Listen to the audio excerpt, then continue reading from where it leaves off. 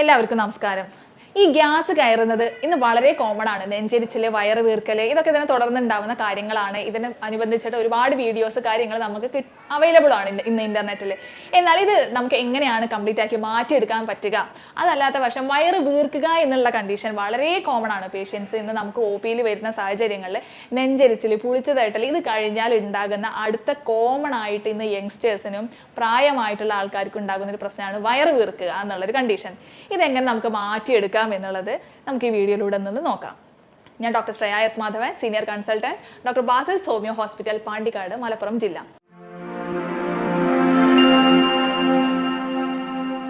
എല്ലാവർക്കും ഉള്ളൊരു ഡൗട്ടാണ് ഈ ഗ്യാസ് എന്ന് പറയുന്നത് ശരിക്ക് എന്താണ് എന്നുള്ളത്. എയർ തന്നെയാണ്, അത് നമുക്കറിയാം. കുറേ തരത്തിൽ നമ്മുടെ വയറിൻ്റെ ഉള്ളിൽ എത്തുന്നുണ്ട്.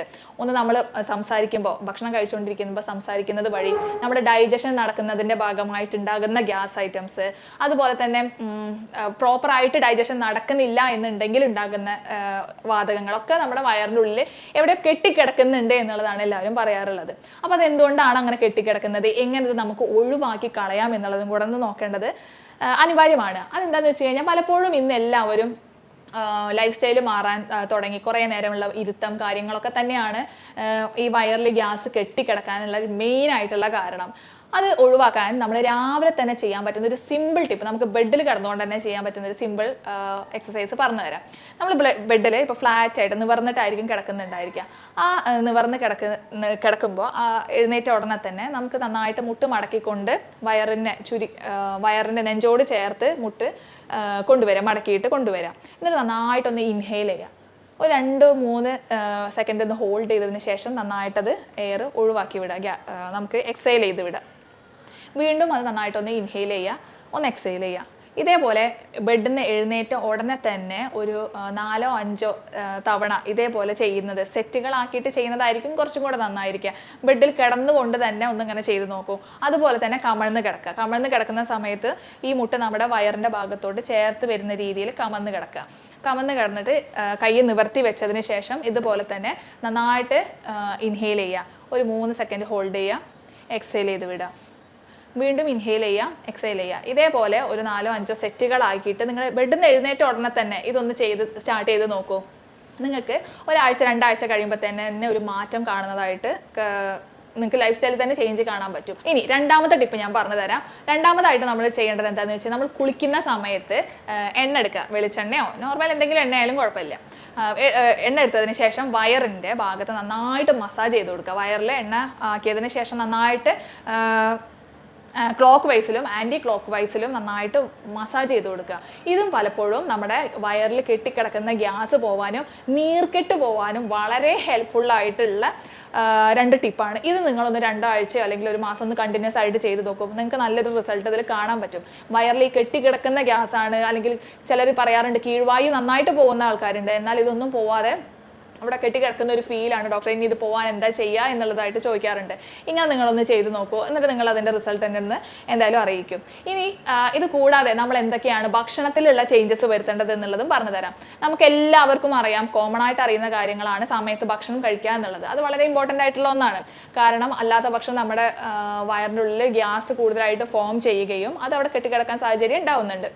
നമുക്കറിയാം, ഭക്ഷണം കഴിക്കാൻ ലേറ്റ് ആയിട്ട് നമ്മൾ ഒത്തിരി വെള്ളം കുടിച്ചു കഴിഞ്ഞാൽ അപ്പോൾ നമുക്ക് ഏമ്പക്കമായിട്ട് വരുന്നത് അത് ഗ്യാസാണ്. ഈ ഗ്യാസ് നമ്മൾ ഭക്ഷണം കഴിക്കാതെ ഇരിക്കുന്ന സമയത്ത് ലോവർ അബ്ഡമൻ വയറിലോട്ട് ഇറങ്ങുകയും അത് പലപ്പോഴും അവിടെ ഇവിടെയും കെട്ടിക്കിടക്കാൻ സാഹചര്യം ഉണ്ടാവുന്നുണ്ട്. പിന്നെ നമ്മൾ ശ്രദ്ധിക്കേണ്ടത് എന്താണ്, പുറത്തുനിന്നുള്ള ഭക്ഷണങ്ങൾ ഒഴിവാക്കുക എന്നുള്ളത്. പ്രോസസ്ഡ് ആയിട്ടുള്ള ഫുഡ് ഐറ്റംസ്, കാര്യങ്ങൾ, ഓയിലിൽ വറുത്തത്, പൊരിച്ചത്, ബേക്കറി ഐറ്റംസ് ഒക്കെ മാക്സിമം ഒഴിവാക്കാൻ വേണ്ടിയിട്ട് ശ്രദ്ധിക്കുക. പിന്നെ നമ്മൾ ചെയ്യാറുള്ള, അല്ലെങ്കിൽ പണ്ടത്തെ ആൾക്കാരൊക്കെ പറയുന്നത് നിങ്ങൾ ശ്രദ്ധിച്ചിട്ടുണ്ടോ, ഈ മീനും തൈരും ഒക്കെ ഒരുമിച്ച് കഴിക്കരുത്. പല ഭക്ഷണങ്ങളും അങ്ങനെ കോമ്പിനേഷൻ ഫുഡായിട്ട് കഴിക്കരുത്. ഇൻകോമ്പാക്റ്റബിൾ ഫുഡ് എന്നാണ് ഇതിന് പറയുന്നത്. അങ്ങനെ കഴിക്കരുത് എന്ന് പറയുന്നത് എന്തുകൊണ്ടായിരിക്കും അങ്ങനെ പറയുന്നുണ്ടായിരിക്കുക, നിങ്ങൾ ശ്രദ്ധിച്ചിട്ടുണ്ടോ? അതിന് കുറച്ച് എക്സാമ്പിളാണ് ഇപ്പോൾ ഞാൻ ഈ പറഞ്ഞത്. ഫിഷ്, തൈര് നമ്മൾ ഒരുമിച്ച് കഴിക്കാൻ പാടില്ല. അതുപോലെ തന്നെയാണ് ഫുഡ് ഐറ്റംസിൻ്റെ കൂടെ ചായ, കാപ്പി ഇത് ഒരുമിച്ച് കഴിക്കാൻ പാടില്ല. അതുപോലെ പാലും പുളിയുള്ള ആഹാരങ്ങളും ഒരുമിച്ച് കഴിക്കുന്നത് ഒഴിവാക്കുക. ഇതെന്താ സംഭവിക്കുന്നതെന്ന് വെച്ച് കഴിഞ്ഞാൽ പലപ്പോഴും ഇത് നമ്മുടെ ഡൈജഷനെ സ്ലോ ഡൗൺ ചെയ്യുന്നുണ്ട്. ദഹന പ്രക്രിയ ഒരു സമയമുണ്ടല്ലോ അത് പലപ്പോഴും കുറയ്ക്കാൻ ഇടയാവുകയും ഇതിനെ തുടർന്നുണ്ടാകുന്ന ഗ്യാസ് അവിടെ കെട്ടിക്കിടക്കാൻ സാഹചര്യം ഉണ്ടാവുകയും ഗ്യാസ്ട്രിക് ഇഷ്യൂസ് കൂടുതലാവാൻ ഉണ്ടാകുന്ന സാഹചര്യം ഉണ്ടാവുന്നുണ്ട്. പിന്നെ അത് കൂടാതെ തന്നെ ചിലത് ചൂടുള്ള ഭക്ഷണം വയറിന് ചൂടാക്കുന്ന എക്സാമ്പിളായിട്ട് ഇപ്പോൾ ഉലുവ, അതുപോലെ ചിക്കൻ, മീറ്റ്, ഇതൊക്കെ വയറിന് പൊതുവെ ഒരു ചൂട് കൊടുക്കുന്ന ഭക്ഷണങ്ങളാണല്ലോ. ഈ ചൂട് കൊടുക്കുന്ന ഭക്ഷണങ്ങളും തണുത്ത ഭക്ഷണങ്ങളും ഒരുമിച്ച് കമ്പൈൻ ചെയ്ത് കഴിക്കുന്നത് പലപ്പോഴും ഒഴിവാക്കുന്നതായിരിക്കും നല്ലത്. അതിന് പകരം ഒരു 1 to 2 hour ഒരു ഗ്യാപ്പ് ഇട്ട് കഴിക്കുന്നത് കൊണ്ട് യാതൊരു ബുദ്ധിമുട്ടും അവിടെ ഉണ്ടാവുന്നില്ല. പിന്നെ നമുക്കതിൽ എക്സാമ്പിൾ എടുക്കാവുന്ന ഒന്നാണ് പാലും അതുപോലെ തന്നെ മീനും. ഇത് മാക്സിമം ഒരുമിച്ച് കഴിക്കാതിരിക്കുന്നതായിരിക്കും നല്ലത്. അതുപോലെ നമുക്ക് പറയാൻ പറ്റുന്ന ഒന്നാണ് നെയ്യും അതുപോലെ തേനും. ഇതൊക്കെ ഒരുമിച്ച് കഴിക്കുന്നത് പലപ്പോഴും ഡൈജഷൻ സ്ലോ ഡൗൺ ചെയ്യാൻ കാരണമാക്കുകയും ഇത് ഗ്യാസ് പോലുള്ള ബുദ്ധിമുട്ടുകൾ കൂട്ടാൻ സാഹചര്യം ഉണ്ടാക്കുകയും ചെയ്യുന്നുണ്ട്. പിന്നെ നമ്മൾ ധാരാളം വെള്ളം കുടിക്കുക, അതുപോലെ തന്നെ പ്രീബയോട്ടിക്കുകളും പ്രോബയോട്ടിക്കുകളും ധാരാളം ഭക്ഷണത്തിൽ ഉൾപ്പെടുത്തുക. പ്രീബയോട്ടിക് എന്ന് പറയുന്നത് നമ്മുടെ വയറിൻ്റെ ഉള്ളിലുള്ള നല്ല ബാക്ടീരിയകൾക്ക് വേണ്ടിയിട്ടുള്ള ഭക്ഷണങ്ങളാണ്.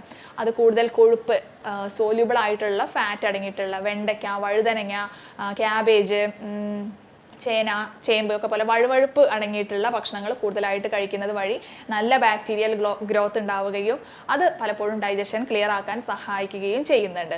അപ്പോൾ ഈ കാര്യങ്ങൾ നിങ്ങളൊന്ന് ശ്രദ്ധിച്ചിട്ട് ഒന്ന് നോക്കൂ. നിങ്ങളുടെ വയറിൽ കെട്ടിക്കിടക്കുന്ന ഗ്യാസ് പോകുന്നുണ്ടോ എന്നുള്ളതൊന്ന് എന്നെ എന്തായാലും അറിയിക്കും. ഇതിനെ തുടർന്ന് നിങ്ങൾക്ക് എന്തെങ്കിലും ഡീറ്റെയിൽഡ് ആയിട്ട് അറിയണമെന്നുണ്ടെങ്കിലോ അല്ലെങ്കിൽ കൺസൾട്ടേഷൻ ആവശ്യമുണ്ടെങ്കിലോ എന്നെ കോൺടാക്ട് ചെയ്യാവുന്നതാണ്. ഞാൻ doctor Shreya S Madhavan, senior consultant, doctor Basil's homeo hospital, Pandikkad, Malappuram ജില്ല.